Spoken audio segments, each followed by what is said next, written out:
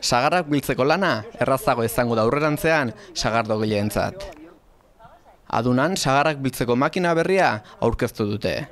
Proiektu pilotoa Gipuzkoako sagardogileen elkarteak, Gipuzkoako Foru Aldundiak eta Belarmendik elkarlanean jarri dute martxan.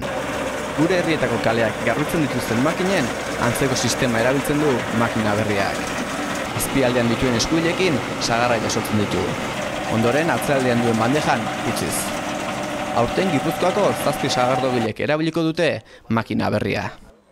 Aurten 2017ko uztaren zati bat behintzat makina bidez bilduko da. Guztira 40 hektarea gutxi gora bera, 40,8 hektarea izango dira makinarekin bilduko direnak, eta guztira 18 lursail izango dira Gipuzkoan zehar banatuta. Zehazki 5 zonatan banatu dugu Gipuzkoa eta egutegi baten arabera makina joango da batetik bestera mugitzen.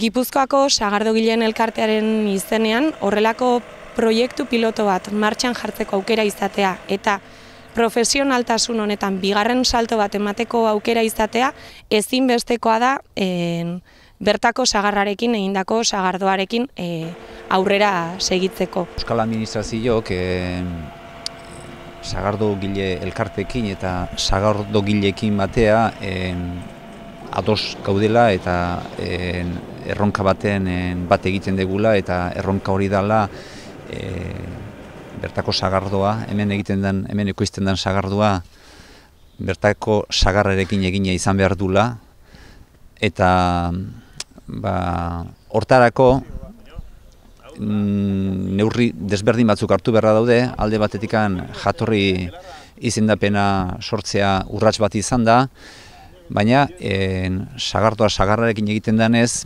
hemen sagarra biltzeko eskulanak zer esan handia du, eskulanaren kostuak eta alde hortatikan bertako sagardogilek bertan sagarra izan alizateko eta modu lehiakor baten sagar hori eduki alizateko beharrezkoa ikusten da teknifikazioa eta sagastietan eskulan hori merketzea eta sagar bilketa errestia.